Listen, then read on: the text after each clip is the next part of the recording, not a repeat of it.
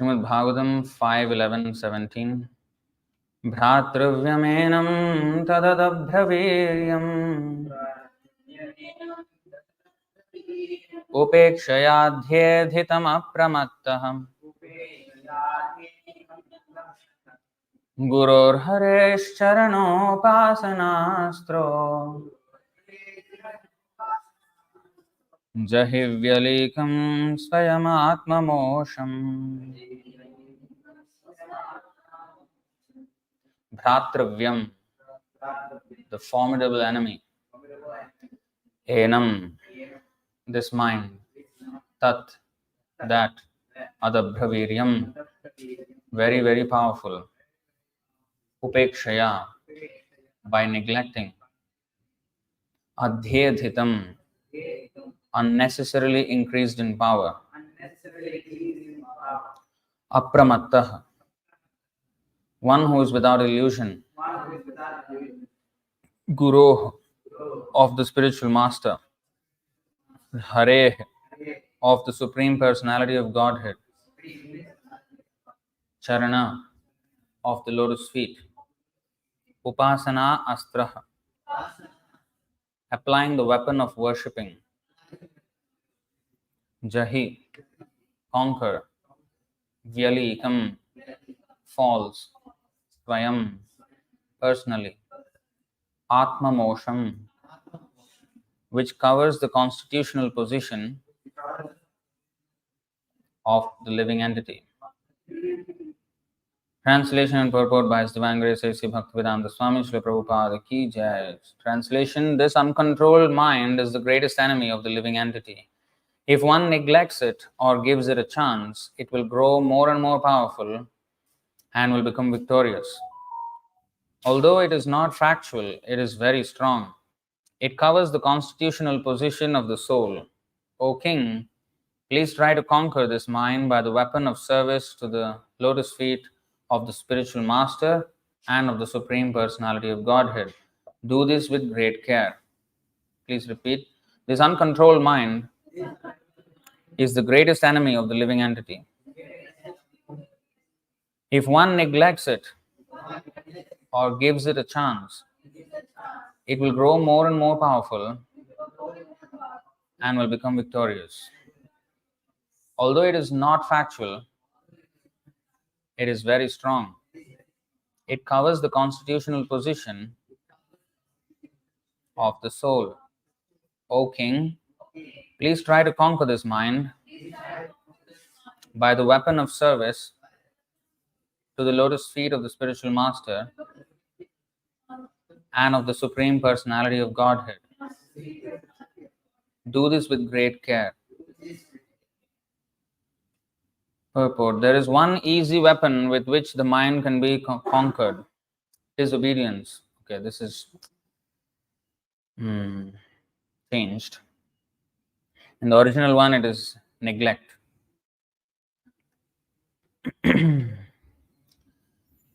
The idea conveyed is the same. Probably the reason why they changed is because in the translation, there is neglect. If one neglects it or gives it a chance, if one neglects the uncontrolled mind, then it will grow more and more powerful.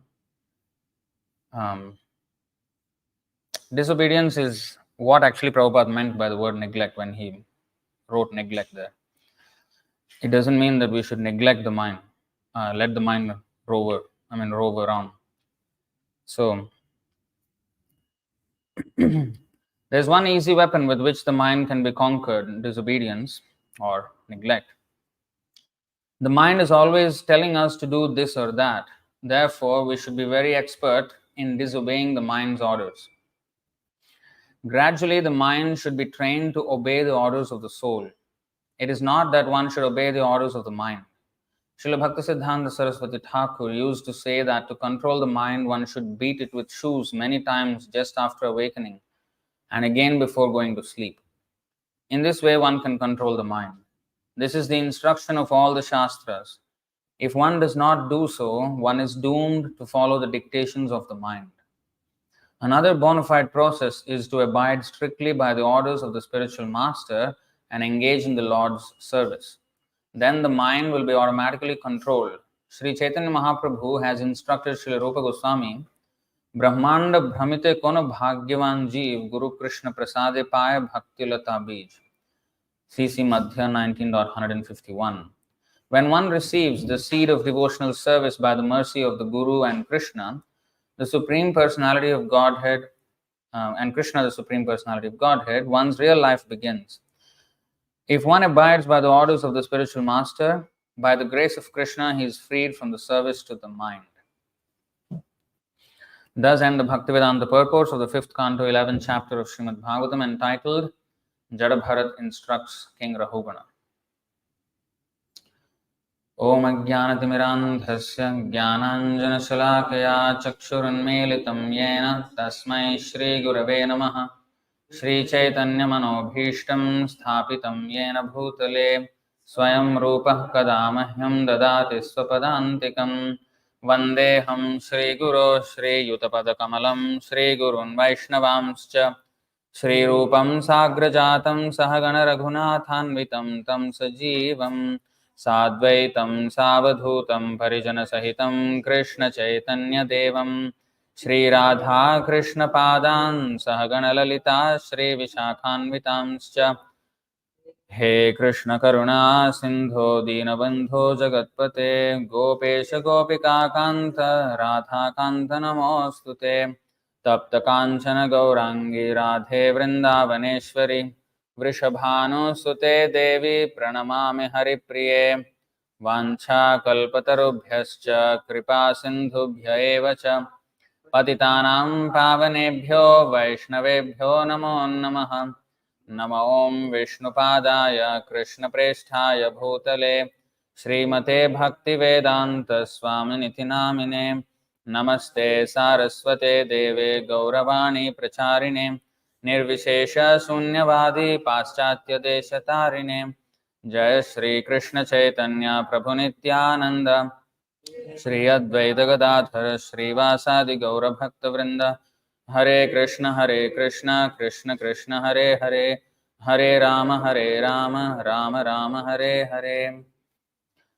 So this word neglect,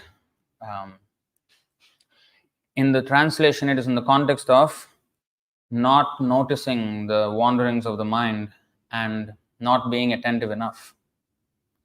Whereas in the purport, Prabhupada is saying, when the mind says something, neglect the order of the mind. Don't first listen to it. So it's basically disobedience. So it's different contexts. The word neglect, maybe to remove. In fact, if you see the original, it is neglect in the purport. And even in the Pocket Vedas app, it is neglect. But here it is disobedience. So it is a much more recent change, probably. But anyway, we get the idea. So the uncontrolled mind is the greatest enemy. I mean, we have seen this verse in the Bhagavad Gita. Which verse is it? The uncontrolled mind is the enemy.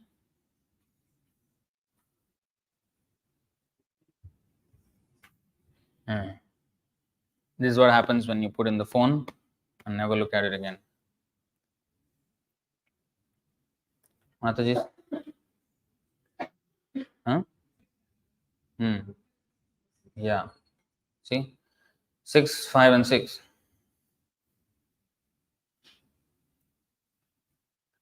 Uddharedātmanātmānam nātmānam avasadayet atmaiva hyatmano bandhur atmaiva ripuratmanaha. Bandhur means friend and ripu means enemy. One must deliver himself with the help of his mind and not degrade himself. The mind is the friend of the conditioned soul and his enemy as well. So when it is a friend and when it is enemy, today's verse, the uncontrolled mind is the enemy. And not just enemy, the greatest enemy.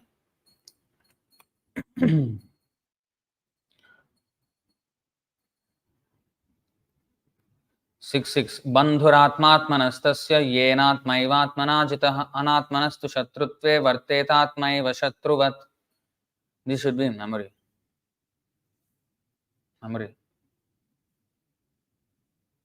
For him who has conquered the mind is the best of friends, but for one who has failed to do so, his mind will remain the greatest enemy. So that's what today's verse is. Bhratravyamenam tadadabhraviryam apramattaha. Those who are, if we neglect, that means not attentive. Pramattaha means not being attentive, mad. Madness actually starts from not being attentive. So you see, there is a verse.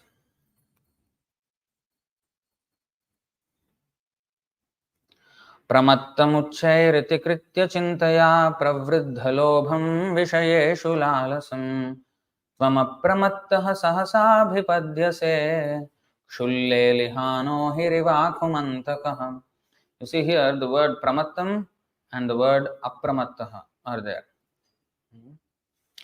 So we are pramatta and the Lord is apramatta. So pramattam, persons who are mad, and apramattah, completely in transcendence. And when you are in transcendence, we are always alert. Okay. My dear Lord, all living entities within this material world are mad after planning for things, and they are always busy with the desire to do this or that. This is due to uncontrollable greed. The greed for material enjoyment is always existing in the living entity, but your Lordship is always alert, apramatta. And in due course of time, you strike him, just as a snake seizes a mouse and very easily swallows him.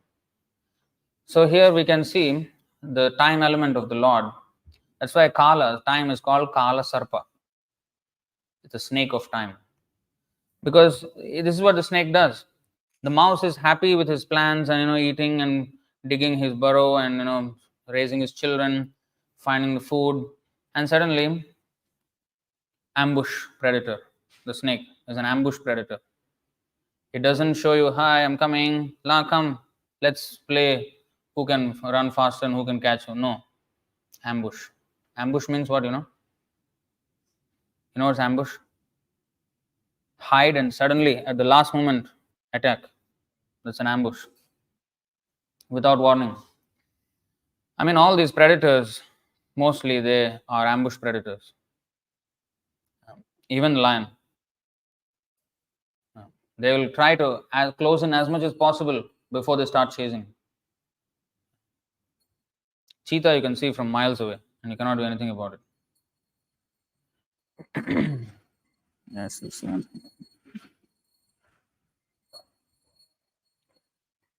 But I think the most sudden is the way the snake, the jaguar also is very sudden. So in this way, the Lord strikes us. Time. This classic example is there. The ambush predator. What is that? 429:53.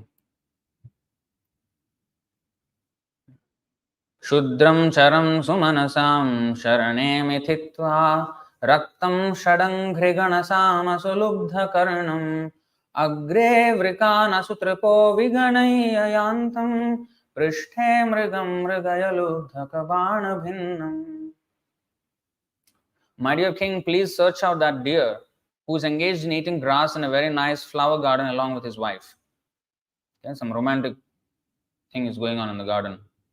That deer is very much attached to his business and is enjoying the sweet singing of the bumblebees in his garden.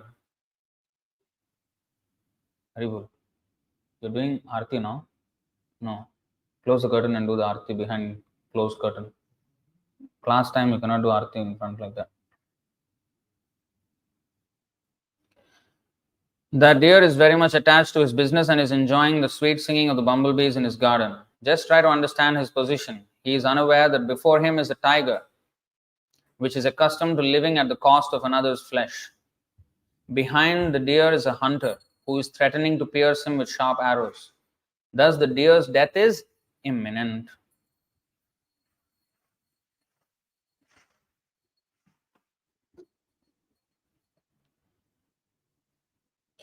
So, the peace that we enjoy in this material world it's actually more dangerous than the danger that we face. When there is danger, there is no ambush. It's right in front of our eyes. It's stark naked danger. But when it's seemingly not danger, it's more danger than apparent danger. Now, it doesn't look like that, right? Suppose our loved ones or ourselves may be having terminal illness, for example. That's dangerous. I mean, it's not a happy situation. And when everybody is okay in the family, when everything is going fine, it is seemingly not dangerous, right? But actually, the paradox is here that when everything is so called nice, all the affection that we have, all the close moments, intimate moments that we have with our family or with our loved ones will actually create the, in fact, that is the dangerous position, because all that attachment will be, as much as we enjoy, that much we will suffer at the time of separation due to death. The more we enjoy the association, the more we suffer the separation. So it will become much more painful at the time of death to give up the attachment for such loved ones. So it is more dangerous. It doesn't look like it. In fact, when we have terminal illness, for example, Parikshit Maharaj, of course, he's transcendental. But if we see, he was busy in his political affairs. But when the news came that he was going to die in 7 days, then he gave up. Why did he not give up before? Was the urgency of death not there before? Well, it doesn't seem like it. The day before Shringi cursed him, he had 8 days, but he did not know. The day he was cursed, there was 7 days. So then he knew. That's when it became serious. And actually, he came out of the danger when he knew the danger. But when we don't know the danger, we are right into the falling into the trap. We are perfectly according to the plan of Maya, heading straight into the trap. Like the spider, it casts its web, waiting for the insect to fly. The insect doesn't even see, just flies and then trapped. So like that. Both sides, first a tiger in front, hiding in the bushes, and behind is a hunter. But he is thinking he's happy. That is the most danger. That's why pramada, in the 10 offenses, the 10th offense, it is an offense to be inattentive while chanting. Api pramadaha. Actually, in Sanskrit, it's api pramadaha. Mada means, mother means mad. And mada means that which arises from madness. What arises from madness is inattentiveness. And actually, Bhaktivinoda Thakur writes in his Bhaktyaloka commentary of the 10 offense. No, that Bhaktyaloka is Nectar of Instruction. Harinam Chintamani. He writes in the 10 offense, we have done classes on this. He says that 10th offense, which is to not be attentive, it's actually only 2 words in Sanskrit, api pramadaha. Bhaktivinoda Thakur says that is the chief offense. He said is the mother of all offenses. Because every other offense comes from that offense. The mother of all offenses. So we should always be attentive while chanting is one thing. But also, always be attentive to the philosophy of Krishna. This is explained in the Mukundamala Stotra. Tattvam mruganani paramparastan madhuksharantiva mudavaha. No, not this one. Next one. It's 27.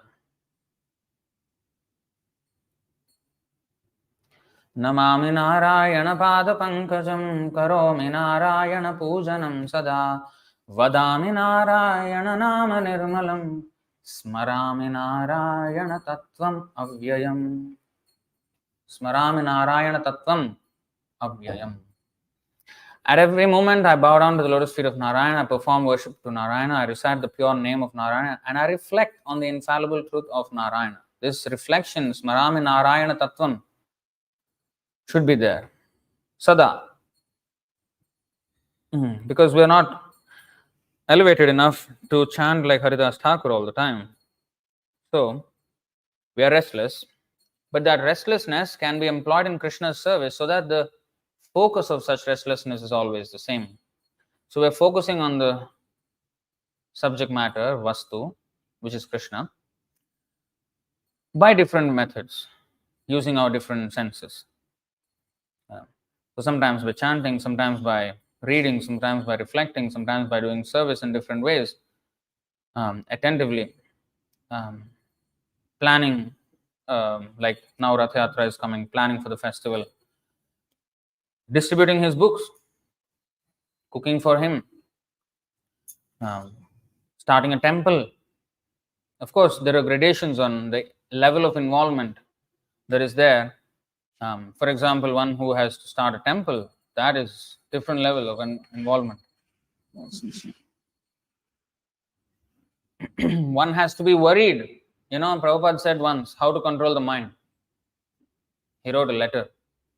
He said, tax your brain. I think it's a lecture or a letter, I don't remember. Tax your brain so much to expand the preaching, and that taxing of the brain will control the brain, control the mind. That means, in order to come out of the material anxiety, we have to become anxious for Krishna, anxious for his service. Then our anxiety will go. Anxiety cannot be taken out. Anxiety has to be there. But anxiety has to be there for Krishna. Because if I am not anxious for Krishna, that means I am comfortable in my material so-called comfort zone. And I am not worried about Krishna too much. But that's not love. That's not actual involvement.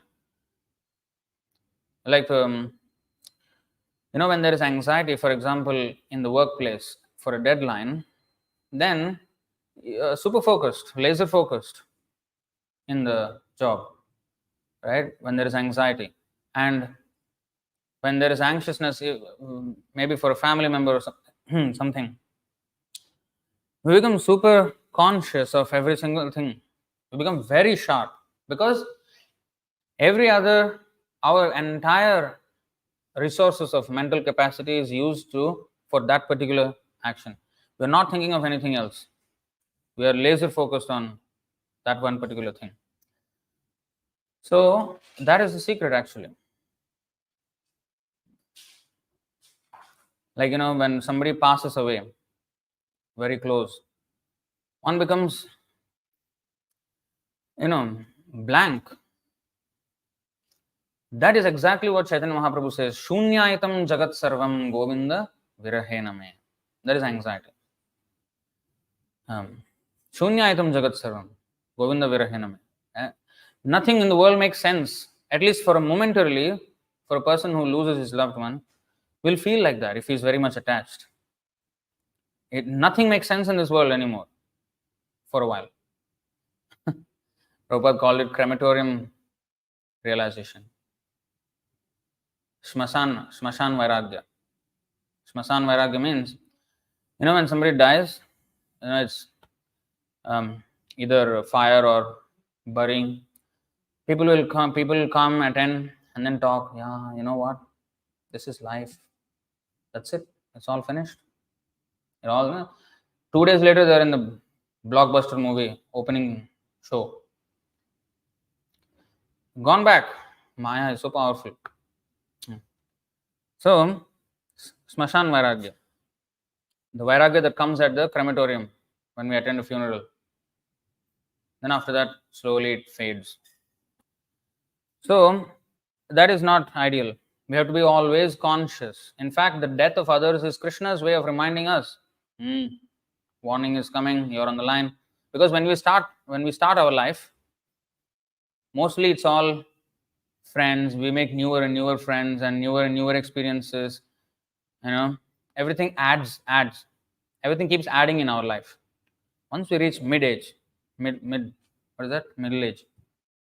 we start to lose people in our life slowly. our elders start going. And then as we grow older, the closer ones start going and the closest ones start going, and then we will go.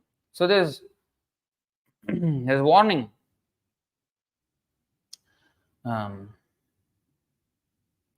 So we have to be attentive. So Krishna warns us many, many times before death.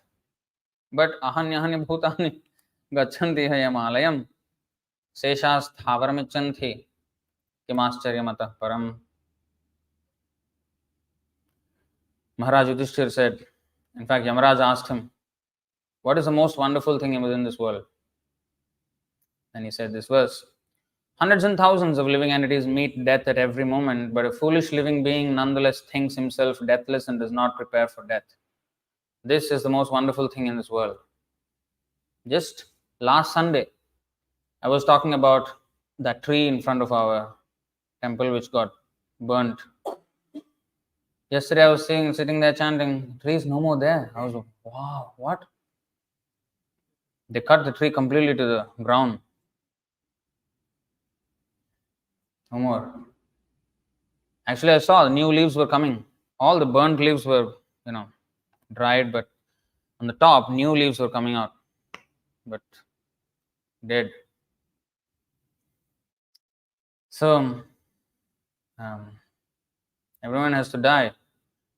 Everyone is fully under control of material nature, yet everyone thinks that he is independent, that whatever he likes he can do, that he will never meet death but live forever. How? Actually, the seriousness of death has not settled in to us at all. The difference can be seen when we are informed of a terminal illness. Then how paranoid will become. That means we never. So it is the nature of Maya. But our Shastra is saying that we should always be aware of that. And not to be disproportionately scared of it. But be aware that this is there, and what I should be, that will bring to focus what I should really be serious about in life. So any decision or anything that comes our way, anything that we have to do, if we evaluate based on that formula, that okay, this is coming my way, so what will be the best course of action for me to remember Krishna always? And then the decision will become very clear. When we don't have our priority with Krishna, then it becomes what is called a posteriority. Prior and posterior. So it becomes a posteriority. Priority becomes something else. So we always decide based on our priorities. But what is our priority? The mind, uncontrolled mind, will give so many other priorities except Krishna consciousness. The other day, Subal Prabhu posted a very nice quote in the WhatsApp group. When we are young, the senses are very able to serve Krishna. The mind does not agree. Mind wants everything else. When we become old, the mind realizes the importance of Krishna's service, but the senses do not allow at that time. They start to fail. So how true is that? All why? Because of this mind. And some people go until ripe old age without knowing anything and being atheistic all the way. But life will hit pretty hard as we grow older. The overconfidence that we have during youth, the bravado of youth, will wane over time. We start to realize that we're not invincible. So if we come back, so Prabhupada says this neglect is the first thing. In the purport he says, you see, one easy weapon with which the mind can be controlled is disobedience. So how to actually put it in practice? So mind, it is said, the latest neurological research says that average human thinks about 6,200 thoughts a day. 6,200. That's how wild of a monkey we are. I mean, so, and especially when key thoughts and decisions that happen in our life. So we should first, when our mind says something, disregard. It may be correct or may not be correct. Disregard first. Disregard. Check. Because we always have this bias. Whatever mind says, yes, this is. But stop to check whether is all my perspective right or my perception versus perspective. Perception is from our viewpoint. Perspective is like zoomed out higher. So do I have perspective actually, or just I am deciding based on my perception? So I may be faulty, right? So first disregard. First, always disregard our mind's first thought. Then check Guru, Sadhu, Shastra. If I'm not clear, then go to the Sadhu, because he will show from the Shastra, he will show from the Guru, then we will be better informed how to see things. So if it happens to be correct, that my view is correct, my initial view of it, okay, but that does not mean that next time I will be again correct. No, again disregard. Always disregard. That's why that's the only way to control the mind. When we listen to the mind, by definition, we are not controlling the mind. We are listening to the dictates of the mind. The mind is controlling us. So the first step of not being controlled by the mind is not to listen to what the mind says. So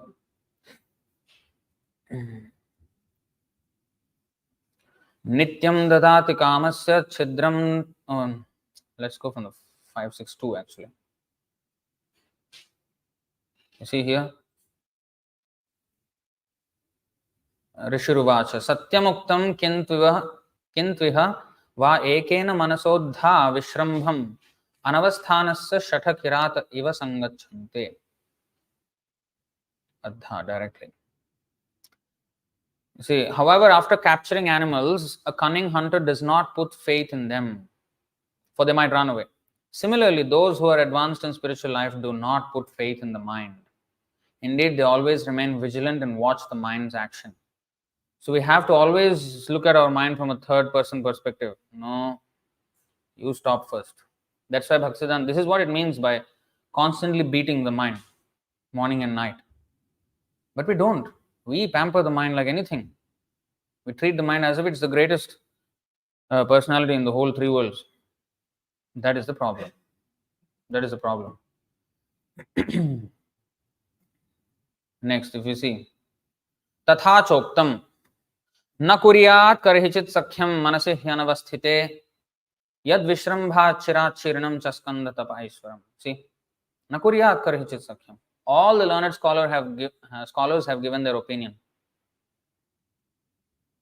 Is it paying attention? All the learned scholars have given their opinion. What is that? The mind is by nature very restless and one should not make friends with it.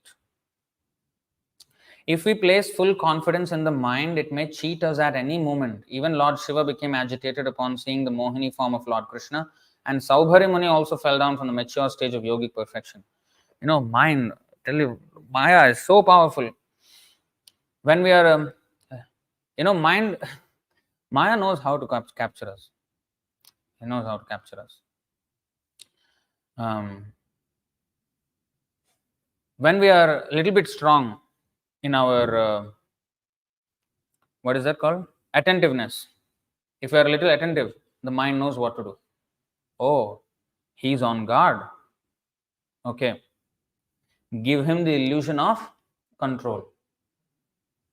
So let him control. One time, twice, thrice. Now he has confidence in his mind. There's a chink in the armor. So what happens? We become a little careless. That's it. This time, fourth time it strikes. So we cannot be ever confident, even though we may be 100 times successful in controlling the mind. Never should we be confident that we can control it again in the 101st time. Because that is exactly how. After 10,000 times of control, the mind will relentlessly, try to overpower. And if we just become a little complacent, that's it. It notices the chink in the armor, strike.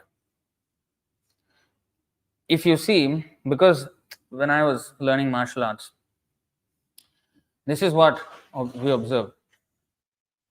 Great fighters, elite fighters, they are very built. I mean, if you see a elite fighter and want to beat him and make him knocked out, it will look next to impossible. Huge muscles and very strong, very agile, very fast. So it looks impossible. But you see how even with a big muscular body, they get knocked out cold when they get knocked out. Huge body, huge frame, but they're totally unconscious with just one blow. What happened? Was he too fast? No. It was not too fast. Most of the time, it's not fast. Most of the time, it's the feint, the feigning. The elite fighter, they know how to make it look like they're punching maybe at the stomach, but they punch at the head, or look like punching at the head but kick in the stomach, or something like that.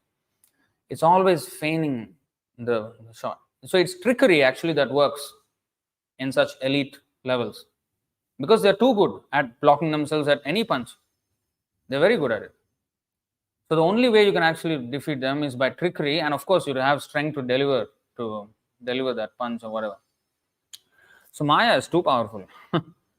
Mama Maya Duratyaya. But if we take shelter of Krishna, we are protected. So that's our defense every time. But one moment, it just takes one moment of inattentiveness to get knocked out cold. The person, if you see them fighting for many, many rounds, I mean, Muhammad Ali time, they used to fight for 15 rounds. Now it's 12 rounds, boxing matches. So they can fight until the 10th, 11th round. And they both look even. Just one punch. And that's it. He doesn't even know where the punch came from. That's the thing. Same Maya. Maya is exactly the same. We don't even know where the punch is coming from.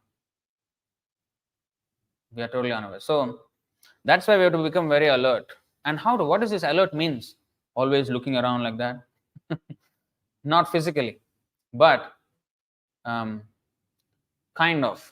Because we have to always focus on the philosophical points. Every time we have to read, that's why Prabhupada's books.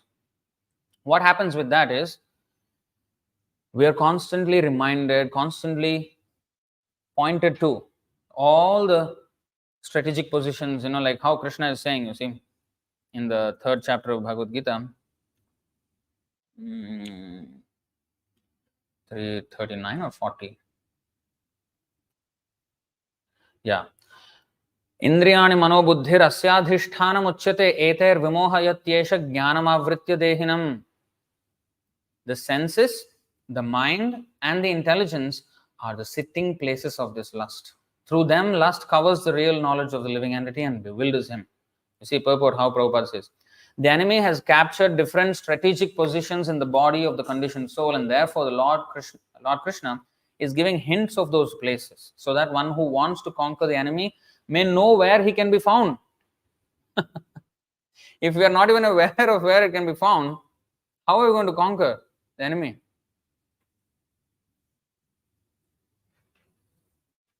So we have to know where and what it means that lust is in the senses, the mind, and intelligence. The propensity to enjoy everything that we see, enjoy. Only when we start to see everything for the service of Krishna, then we will stop enjoying. So if you just neglect what the mind says, you're not well equipped enough to conquer the mind yet. Because you have to have a good argument to shut the mind up. Because otherwise, the mind will convince you, no, no, no, why are you stopping me? I'm right. You see, this is the reason, that is the reason, this is the reason, that is the reason. 20 reasons I have. What you have? So that's why we have to always have, we are having a conversation with the mind. We should have a debate with the mind and defeat the mind. Technically we have to, it's called technical knockout. Technically, every single step, every single argument must be cut down. Then the mind will not have a chance to convince us, because we have convinced the mind, no, you're wrong. By all this, you're wrong. So then, yes, the mind will, there is this, there are some people who are very good at working with dogs. People come to them because their dog is misbehaved and always, shouting and kind of trying to bite people. Very violent, always, cannot be controlled. Even the owner cannot control. So these people, they control the dog. Within minutes they control the dog. And what do they do? What do they do to control the dog? First they're given the leash of the dog. The dog is just pouncing, So he's just holding the leash, and then he's just moving a little bit, but not much, but he's holding the leash, telling him that I am the master. You have to listen to me. So that eventually the dog will, and also he understands that he's not there to harm. The dog has to understand that as well. I am the boss, but I'm not here to harm. So then within minutes he's cooled down, and then they take out they take out the leash, he's still just relaxed. And he goes to other people, other dogs, nothing he does. So our mind is like that, uncontrolled dog. But when it is, like Bhaktivinoda Thakur sings, Sarvasva Tomar, in that song, Tomar Kukur, what is that word?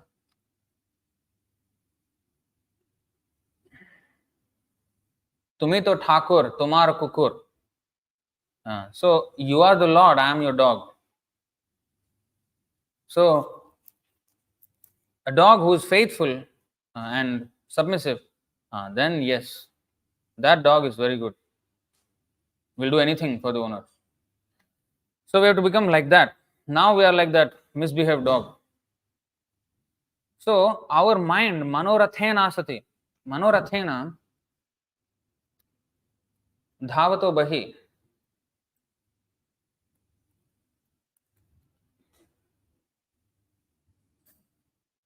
Our mind is taking us everywhere. You see, last line. Harava bhaktasya kuto mahadguna manorathena asati dhavato bahi. So the devotees have all good qualities. You see, a person devoid of devotional service and engaged in material activities has no good qualities. Absolutely no good qualities. Even if he is adept at the practice of mystic yoga or the honest endeavor to maintain family members and relatives, he must be driven by his own mental speculations and must engage in the service of the Lord's external energy. How can there be any good qualities in such a man? And Prabhupada very nicely explains, if I have stolen property, if I have stolen something from another person, where is the morality in that person? If I steal from someone, where is the morality in me?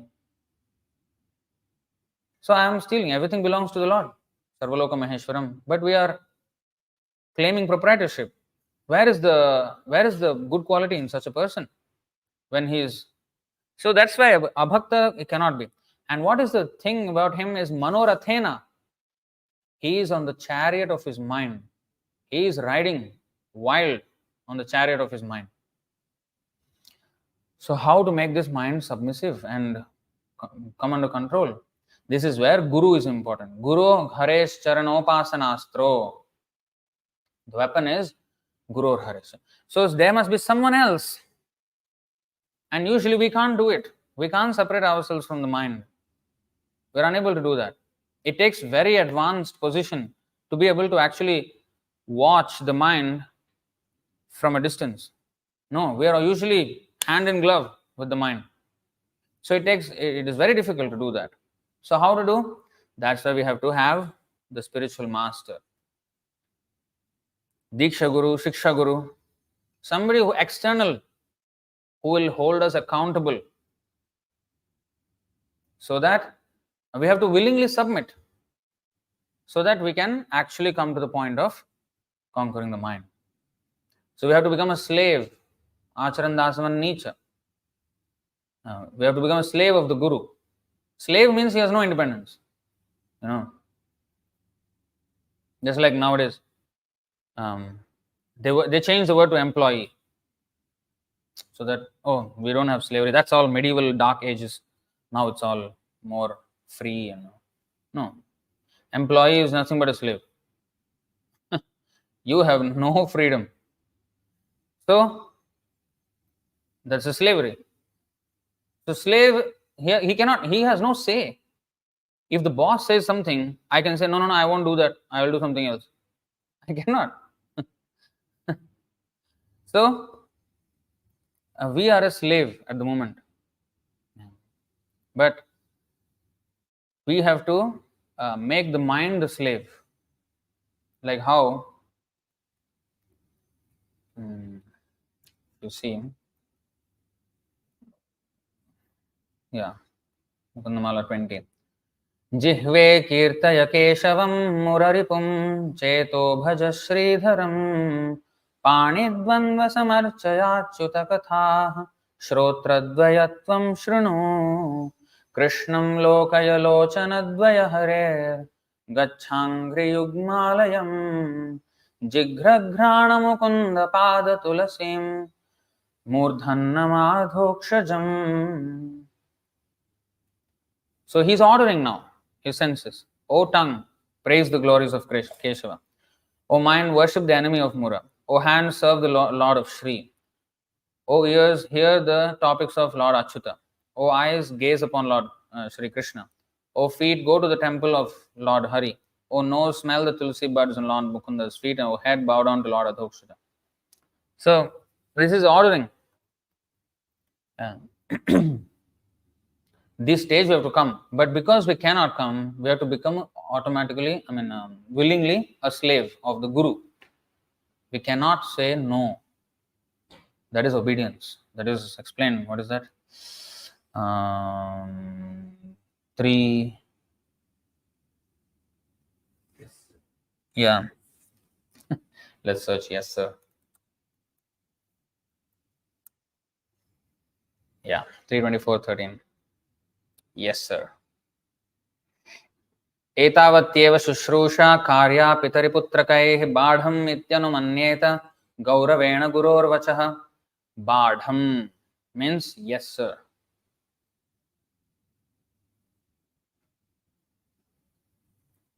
Badham iti, accepting, yes, sir. So, what is that? Sons ought to render service to their father exactly to this extent. One should obey the command of his father or spiritual master with due deference, saying, yes, sir. And sometimes in our ISKCON, they don't say, yes, sir. Let me check, sir. When Prabhupada says something, they say, let's check in the Shastra whether Prabhupada is correct or not. You know that Jayadvaita Swami and even Bhaktivika Swami, they say this, especially Bhaktivika Swami. We should look at Prabhupada through the context of the parampara. What would Prabhupada mean when he said something? From the context of parampara, what the earlier acharyas said, what the Shastra says, because the point is, the Guru never goes against Shastra. So, if Guru says something, we have to refer to the Shastras to see whether it is in line, and if it is not in line, then our understanding of the Guru's order is wrong. We should somehow make it in line with my own defective understanding of Shastra. This is wrong. This is completely wrong, and you got it upside down. Because we cannot understand Shastra without Guru. We cannot see the Guru through the lens of Shastra. We have to see Shastra through the lens of Guru. Otherwise, what is it? Yasya deve parabhaktir yatha deve tatha gurau.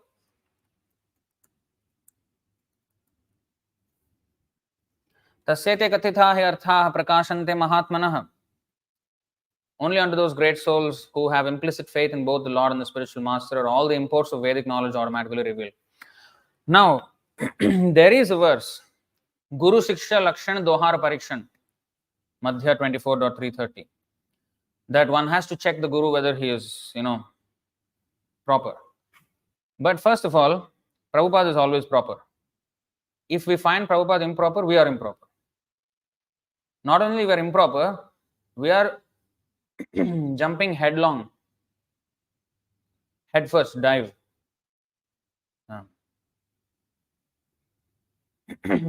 into Maya, into the ocean of Maya. So, we did not come into this movement by checking whether Prabhupada was right or not, because we do not have any measurement by which to check.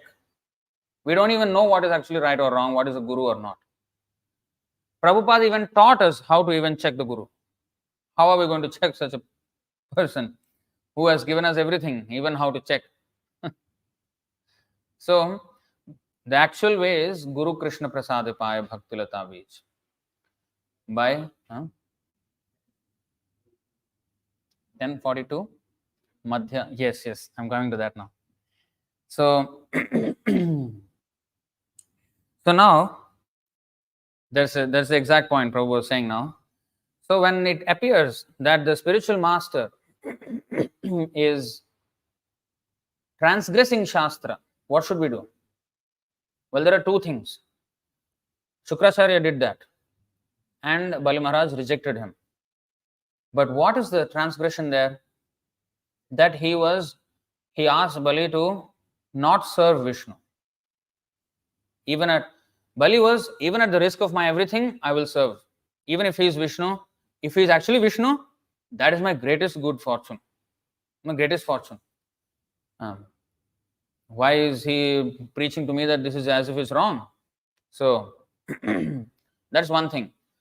But transgression, seeming transgression, to extend mercy so that Krishna can be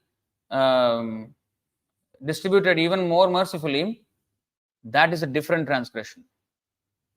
Okay? So let's see here. We'll start.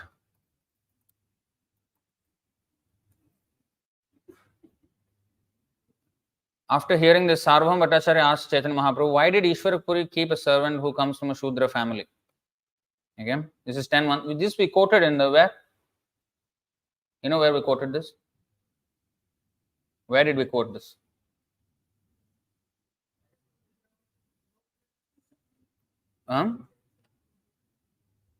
Oh, that means nobody read.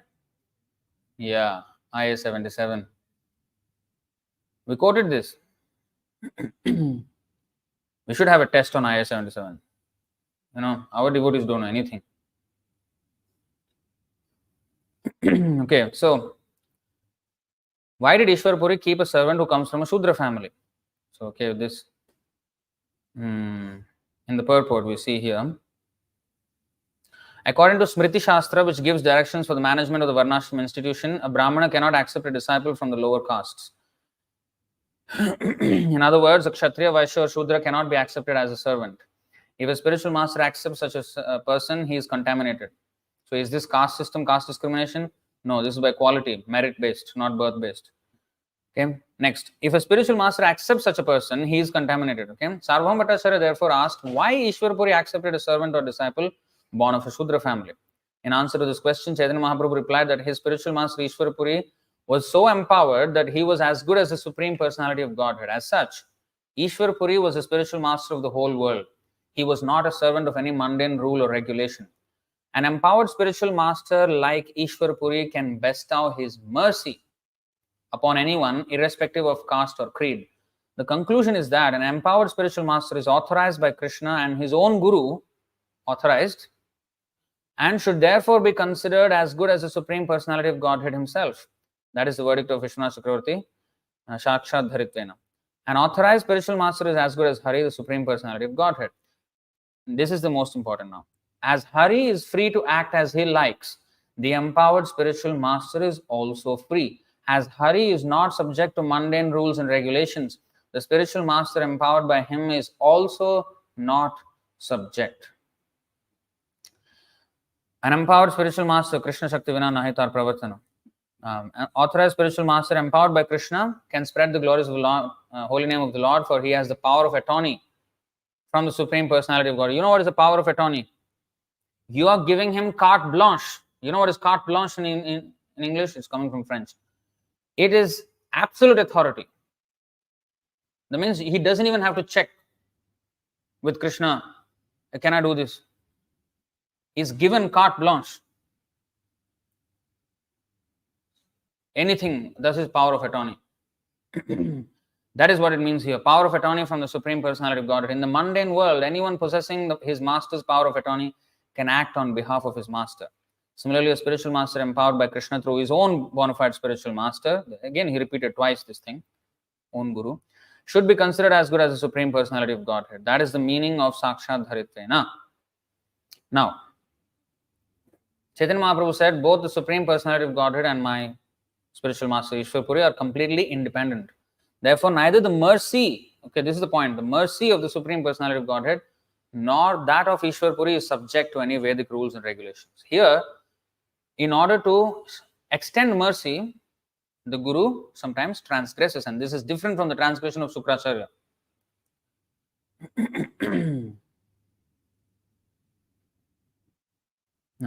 Okay, so this is more. Now, here comes even more important.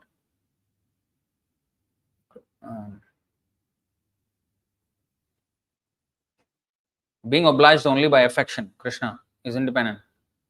Okay, now here, this is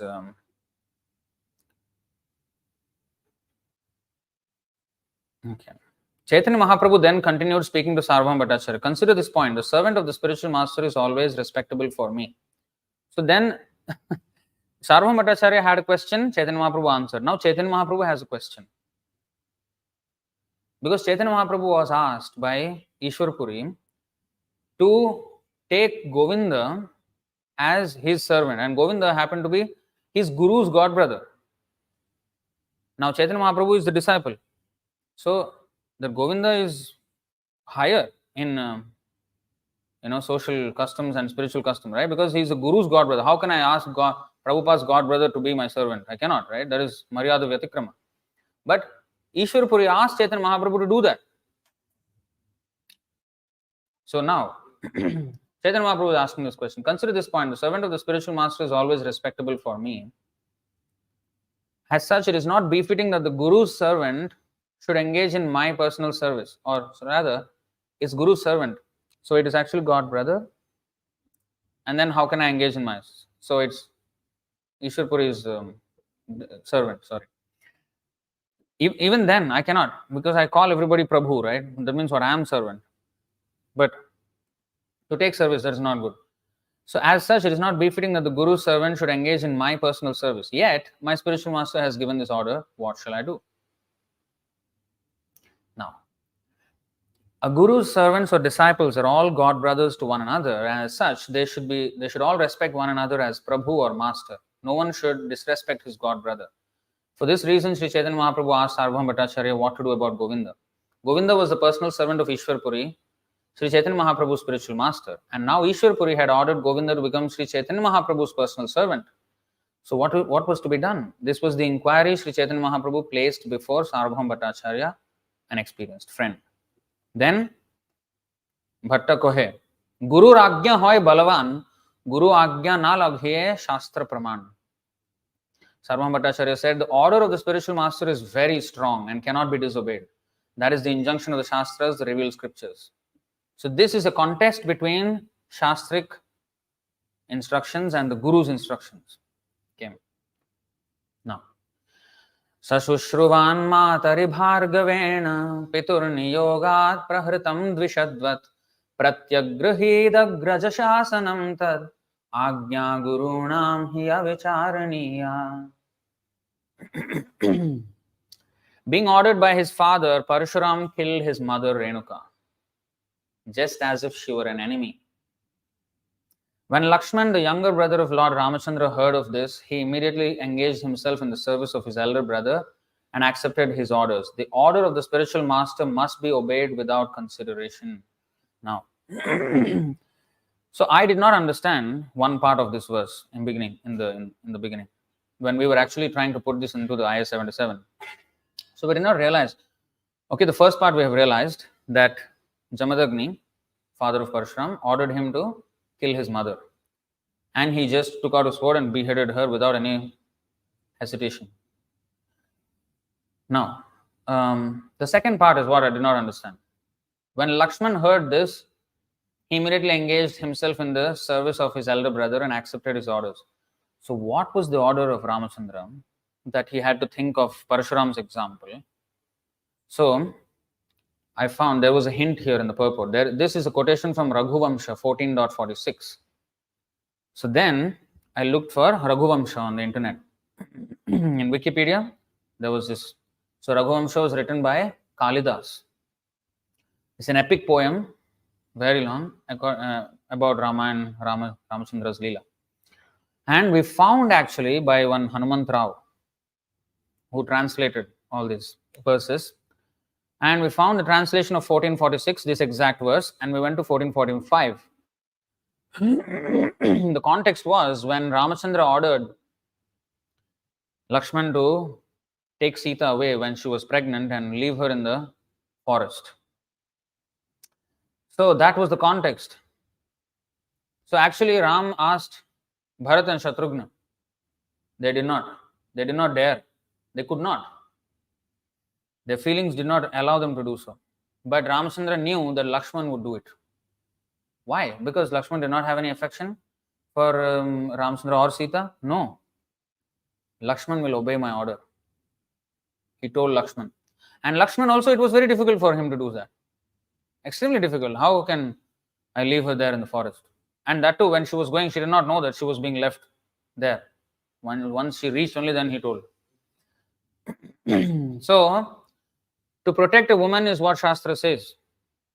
To protect the woman, Arjuna is saying in the first chapter of Bhagavad Gita. Now here, when she is pregnant, the goddess of fortune, wife of the king, wife of the Supreme Lord, the time when she needs the most protection, the Lord is banishing her. And not only he is doing it, he is ordering Lakshman to do so. So that's not protection of the woman. Then he thought of the order against the protection of women, where not only wife, mother was asked to be killed, and Parshuram killed her.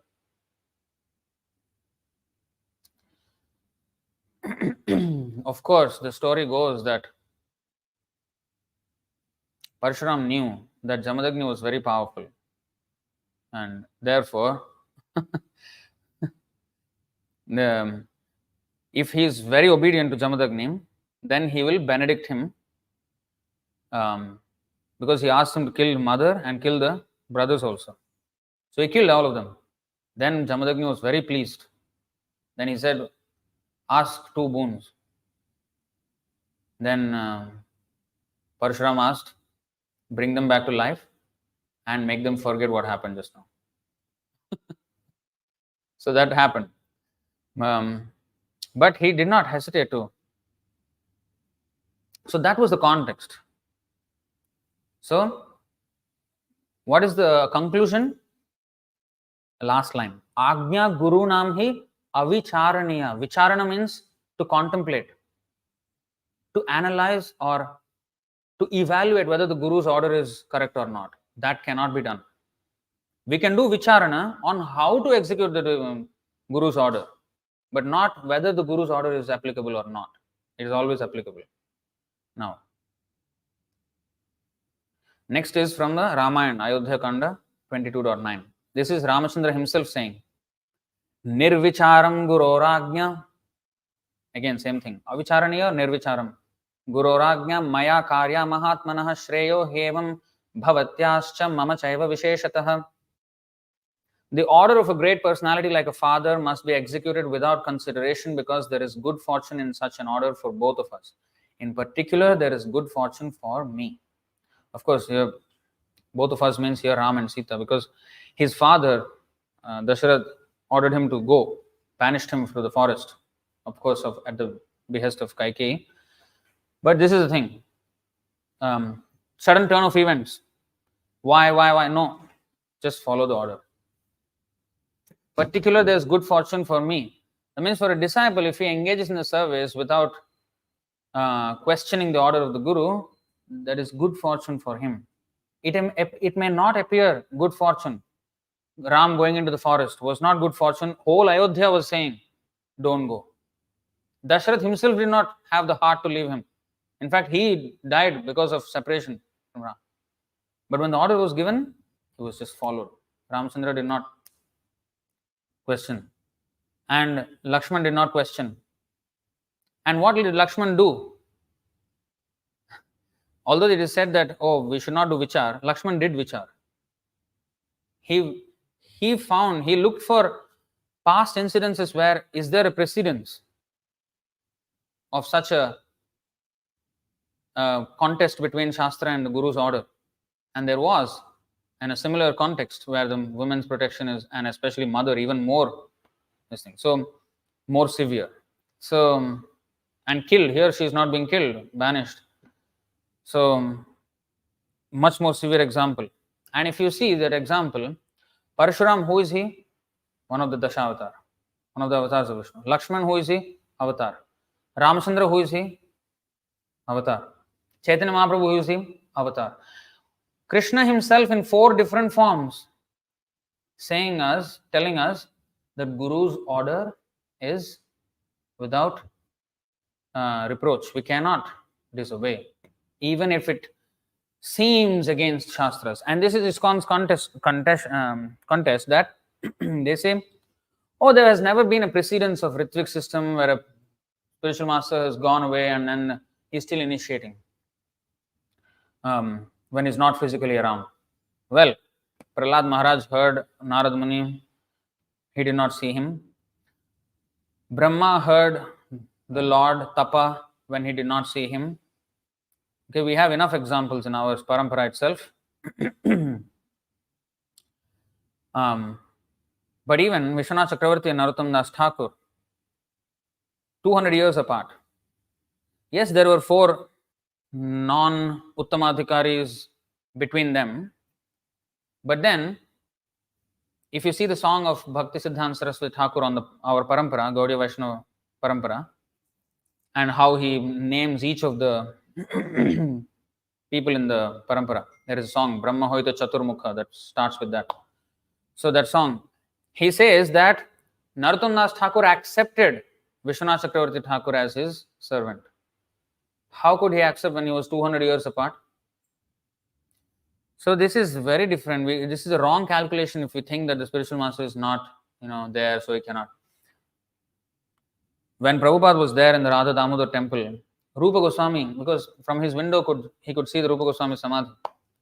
And Rupa Goswami actually came into his room and blessed him, saying, now you go to the foreign countries. Your mission will be successful. Rupa Goswami came. How is this possible?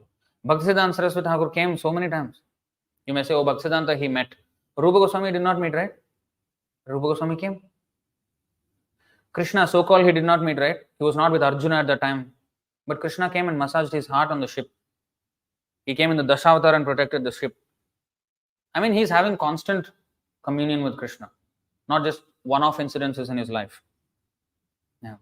So, spiritual vision is totally different. That connection is totally different. And if you all these arguments are in our IS-77, please read it. It's very important. 298 purport, Bhagavatam.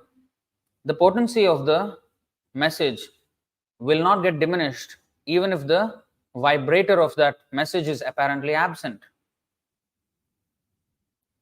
Now, we have one guru in ISKCON who's no more now, Gaur Govinda Swami. He says, you must hear from the lips of the pure devotee. Lips. Lips is more important than the message. Lips. Tape, it will not work. The USB, all this won't work. You must hear from the lips of a pure devotee. He was always stressing lips, lips, lips. And when he passed away, his disciples are selling his tapes. If you see in front of Krishna Balaram Mandir, there will be two guys always selling Gaur Govinda Swami's tapes, his lectures. Why is it potent now?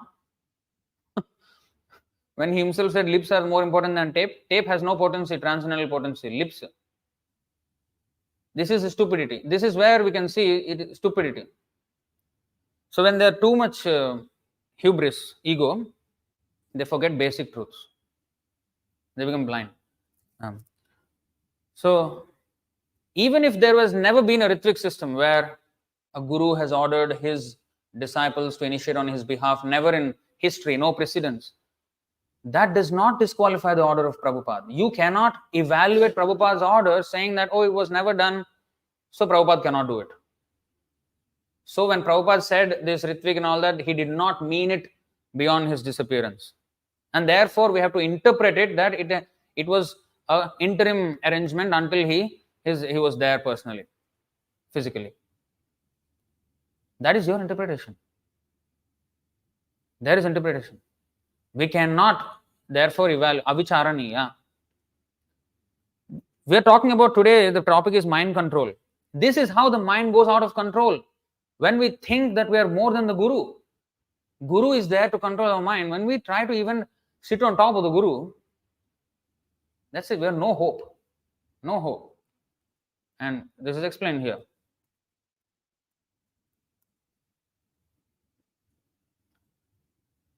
Yasya sakshat bhagavati jnanadeepa prade gurao martya saddhehi shrutam tasya sarvam kunjara shauchavat.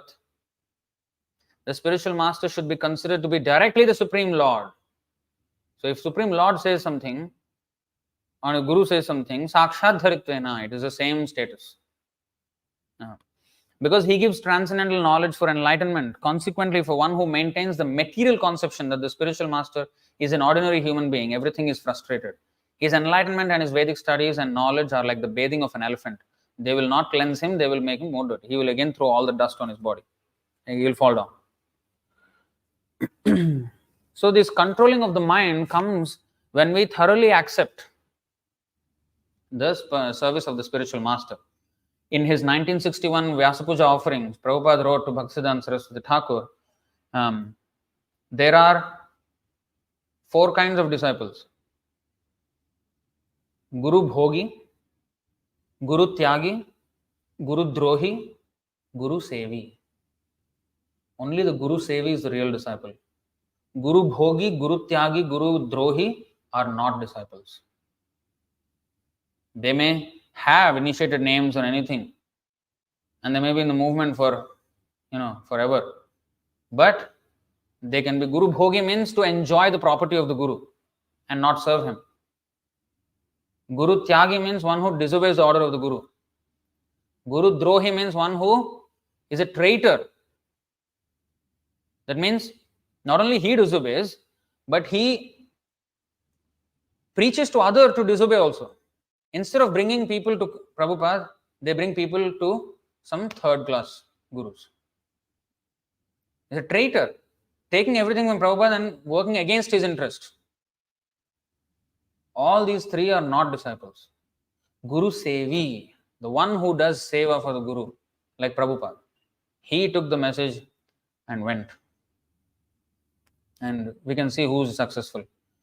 Now, if they always say that, oh, we are so big, you are so small, what is this? ISKCON is so successful, how can you be successful? You don't even have anything. When Prabhupada did not have anything, Gaudiya Math was so big, 64 temples and all, the Prabhupada not even one temple when he went to America. He was living in a meat eater's house when he went there in Boston. So, Prabhupada is fallen. They are more elevated, is it? So, when a branch, you pluck out a branch from a tree, the leaves on that branch are still green as the leaves on the tree. How does it make a difference? Same. After some time, you will start to see the difference. After 5 days, you go and see what happened to the broken branch and what happened to the connected branch. So, now it's only 50 years past. Let's wait another 200-300 years. Where will ISKCON be? And we may be small now. We may be small. But if we serve without any ulterior motive, if we serve Srila Prabhupada, then our movement will grow automatically. That is the strength with which it will grow. So this is the thing about mind control. Of course, it's getting very late. Just one last thing to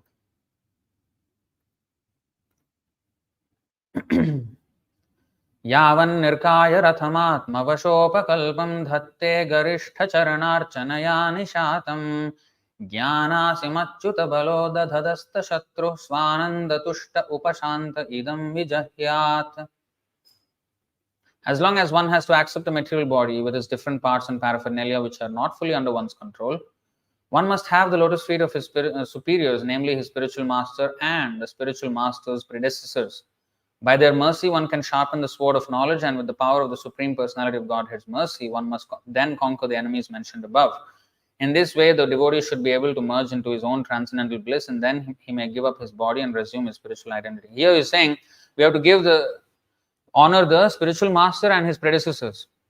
Now, if they say that there has been no precedence of the Ritvik system, let's take, for example, hypothetically, there was a precedence, say.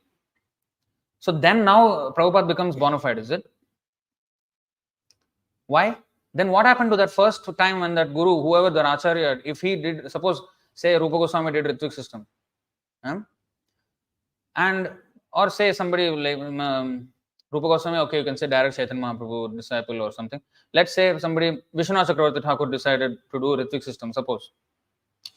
Okay, because Vishwanath Chakravarti Thakur did, and therefore when Prabhupada does, it's all right. So why is it all right when Vishwanath Chakravarti Thakur does? Is it not bona fide at that time because there was no precedence then? Why precedence matters whether somebody did it or not? Why can't Prabhupada be the first one to do it? And if Prabhupada was not the first one, if Vishwanath Chakravarti or anybody else was the first one, why is that bona fide then? Only a spiritual master who has, in the ancient past only can be right, and Prabhupada cannot be right unless he follows the a strict example of every single acharya that has gone by. Stupid argument. So, and predecessor acharyas, respecting predecessor acharyas means seeing them through Srila Prabhupada, not seeing Prabhupada through the predecessor acharyas. This is what Bhaktivikas Swami always says. You must see Prabhupada through the context of the parampara. No, you should see the parampara through the context of Prabhupada, through the lens of Prabhupada. Then only we'll understand what even the parampara is.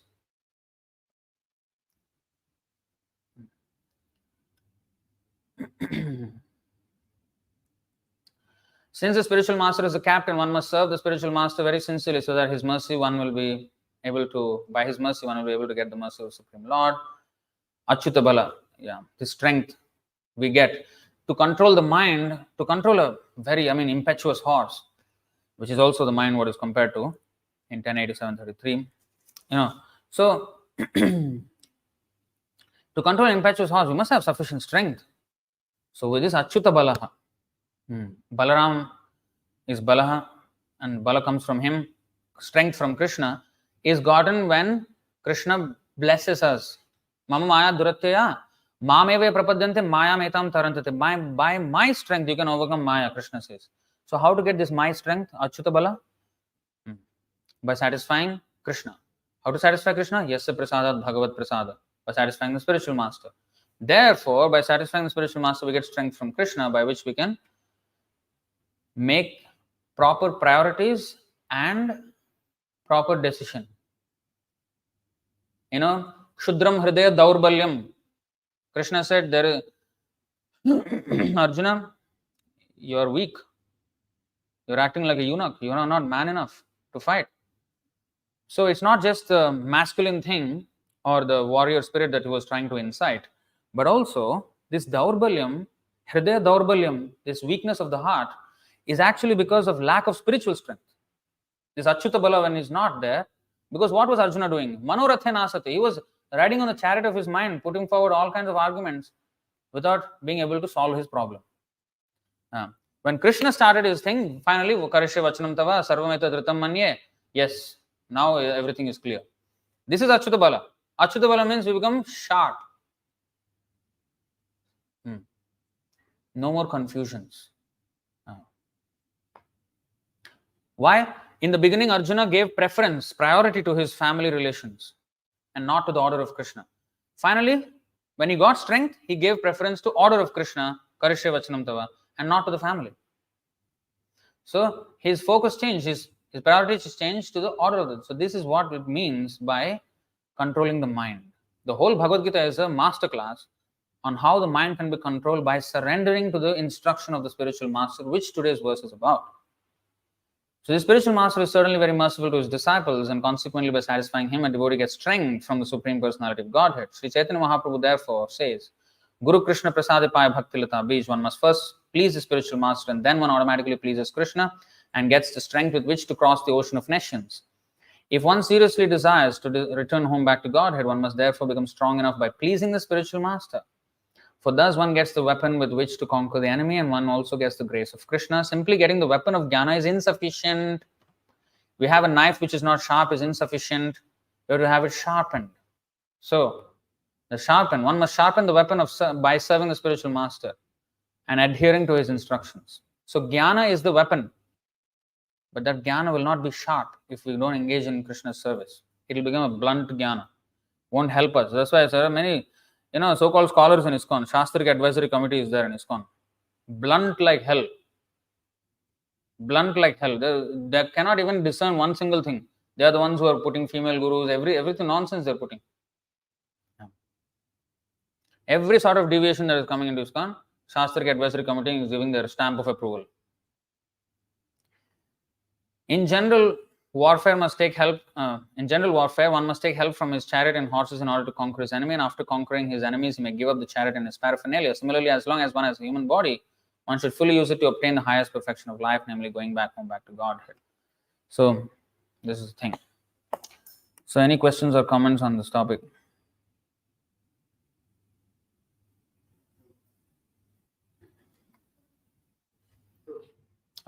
Yes.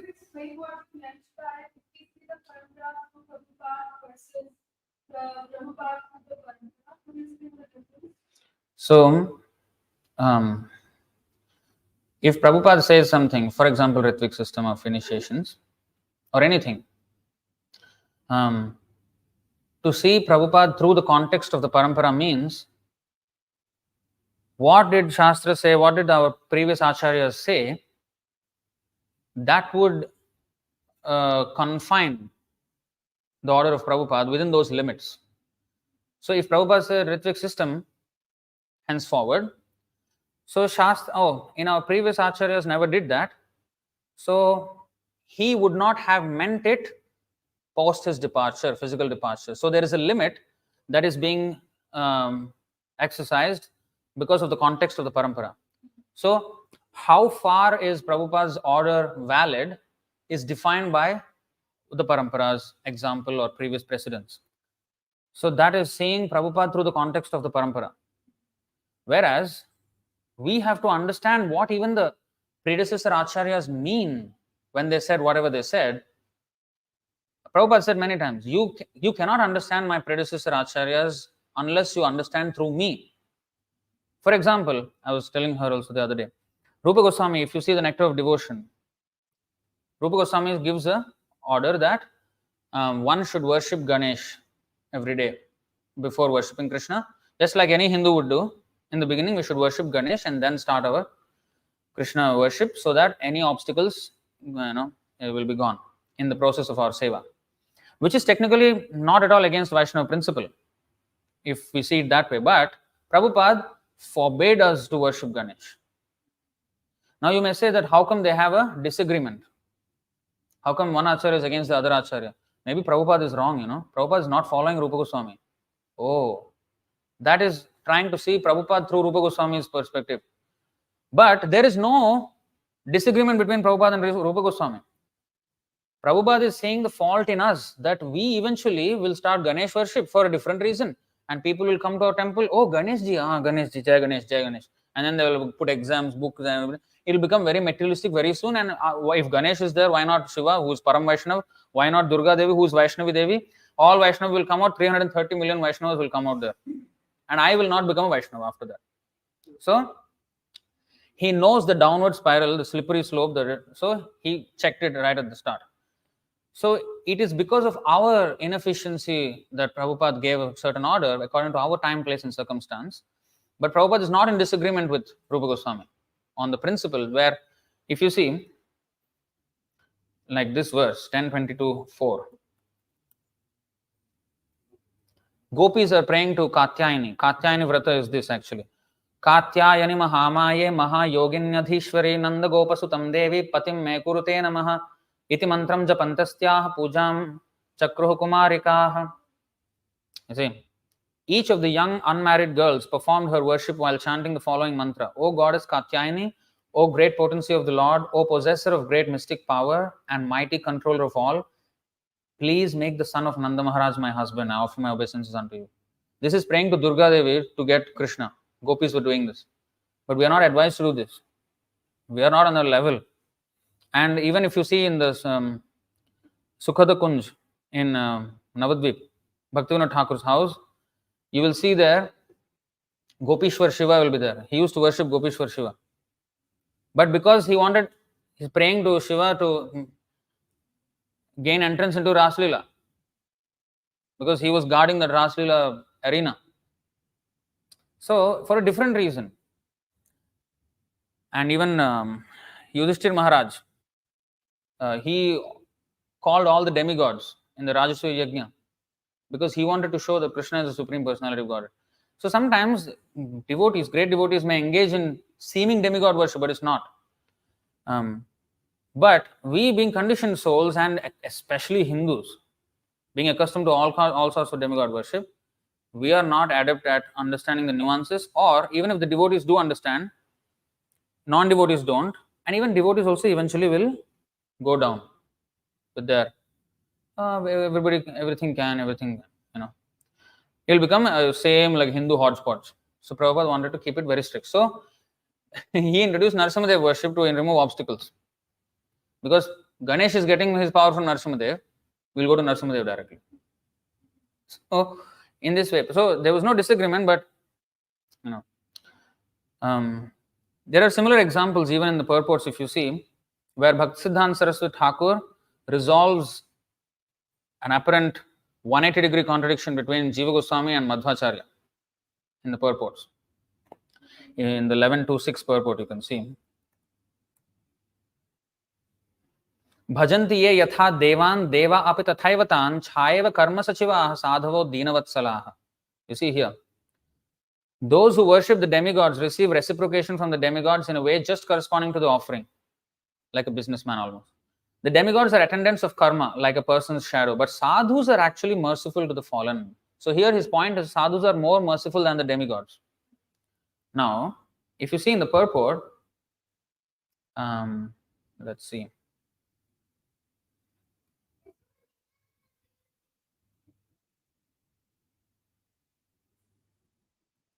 According to, no, not this. So, in this regard, Srila Madhvacharya has quoted the Uddama Samhita. Okay, remember, the Bhagavatam said sadhus are more merciful than demigods, and therefore their position is higher than the devatas. Now, Uddama Samhita says, Sukham icchanti bhutanam prayo dukkhasaha niranam tathapi tebhya pravara deva eva hare priyaha. Rishis want happiness for all beings and are almost always incapable of tolerating the unhappiness of men. So they cannot tolerate others being unhappy, so they want happiness. Nevertheless, the demigods are superior because they are very dear to Lord Hari. Madhvacharya, quoting from Uddama Samhita. Rishis want happiness for all beings, unable to tolerate paradukha dukhi, but demigods are superior. But although Srila Madhvacharya has placed the demigods in a higher position than the merciful rishis, Srila Jiva Goswami has stated, Sadhavastuna karmanugataha. The sadhus are actually better than the demigods because the sadhus are merciful regardless of the pious or impious acts of the conditioned souls. This apparent disagreement between Madhvacharya and Jiva Goswami is resolved by Bhaktisiddhanta Saraswati Thakur, who points out that in the statement by Srila Madhvacharya, the word rishi or sage indicates the so-called sadhus or saintly persons among the karmis and jnanis. Ordinary fruitive workers and speculative philosophers certainly consider themselves to be at the summit of pious morality and altruism. However, since they are ignorant of the supreme position of the Supreme Personality of Godhead, they cannot be considered equal to the demigods, who are all devotees of the Lord and aware that all living entities are eternal servants of the Lord. Even such demigods, however, cannot be compared to the pure devotees such as Narada. Such pure devotees are empowered to award the highest perfection of life to both pious and impious living beings, who have only to follow the orders of such pure devotees. So now, we may perceive there is a disagreement between the two, but there is not. And a pure devotee, that's why we should go to Mahajan. Mahajano yena gata sa panthaha. They will know the nuances, where actually what they mean. So that's why we have to take their opinions. So Bhaktisiddhanta Saraswati Thakur, being a Mahajan, he resolved. Actually, there was never a conflict. Conflict is within our mind. They both did not have conflict, Jiva and Madhvacharya. But we may see like that. So this is context, you see. So how they should. So we cannot at any time, even if our spiritual master's order seems against a previous acharya's order, we cannot say that, oh, Prabhupada may be wrong. No. So there are reasons why different acharyas take different positions, positions and stances on various aspects, and we have to be very, very conversant. Actually, only a pure devotee can do it, and if we follow the pure devotee, then by the grace of the pure devotee, we can understand actually what the spiritual master means and what the acharya meant. Is that clear?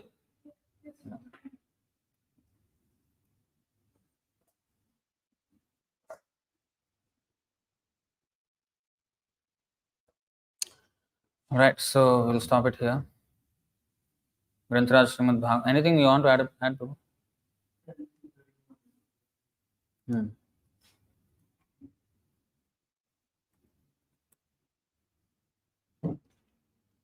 स्वयं समुत्तीर्य सुदुस्तरं द्युमन् भ्रवार्णवं भीममदभ्य सौहृदाः भवत्पदाम्भोरुहनाभमत्र ते निधाय याताः सदनुग्रहो भवान्. O Lord, who resemble the shining sun, you are always ready to fulfill the desire of your devotee, and therefore you are known as the desire tree, Vancha Kalpataru. When acharyas completely take shelter under your lotus feet in order to cross the fierce ocean of nations, they leave behind on earth the method by which they cross. And because you are very merciful to your other devotees, you accept this method to help them. Because the pure devotee's method is what counts. Just like Krishna said here, I showed this in the last classes. Devarshir me priyatamo yadimao dhanadatmajo tattatha sadhayishyami yadgitam tan mahatmana. Although these two great young men are the sons of a very rich Kuvera, and I have nothing to do with them. See, Krishna has nothing to do with them. Not interested. Devarshi Narada is my very dear and affectionate devotee, and therefore, because he wanted me to come face to face with them, I must do so for their deliverance. So because of his Devarshir me priyatamo, Narada was dear to him. Because of his recommendation, Krishna agreed to come before lusty fellows who were dancing naked with the woman, did not know how to honor a sadhu. Krishna had something to do with them? Absolutely not. In fact, Krishna, more anger he shows towards them, those who offend the pure devotees. But here, he showed them the mercy because Narada says you have to do it. So our spiritual life is hinging on the affection that Krishna has for Prabhupada. Prabhupada says, Krishna, please take them even if they are only chanting 16 rounds. Krishna has to do it. On Prabhupada's recommend. Otherwise, 16 round, what is, Chaitanya Mahaprabhu said, I will only eat in the house, because everybody was inviting Chaitanya Mahaprabhu, in Puri. And Chaitanya Mahaprabhu said, no, I am not going to accept everyone's invitation. I will only eat in the house of a Lakshapati. Like Karodpati, Lakshapati. At that time, Laksha is too much. Everybody was disappointed. No, none of us are rich. No, Chaitanya Mahaprabhu said, I am talking about Laksha Nam every day. That means 64 rounds it will come to. Chaitanya Mahaprabhu said, I won't eat in anybody's house if they doesn't chant 64 rounds. Prabhupada says 16 rounds. And we're thinking we're great devotees. I'm chanting 16 rounds. Finished. Chanted extra rounds, Prabhu, today. Chanted 30 rounds. Well, we're way below the actual 64 rounds chant. But because Prabhupada say you chant 16 rounds, you follow four principles, you go back to Godhead, then Krishna has to oblige. So it's kind of a bribery, transcendental fraud going on. Although we're not actually qualified. That's what it means by the pure devotees method. When he gives a method, you can also, they can argue, right? Oh, there's no precedence that a guru has given 16 rounds because until then it was 64. Why that precedence is all right? I mean, why that lack of precedence is all right? When it comes to Ritvik system, it's not all right. Hypocrisy. What is convenient for them, they will accept. Ardha kukuti nyaya. Nonsense. All right. Granthra Srimad Bhagavatam ki jai. Shri Prabhupada ki jai.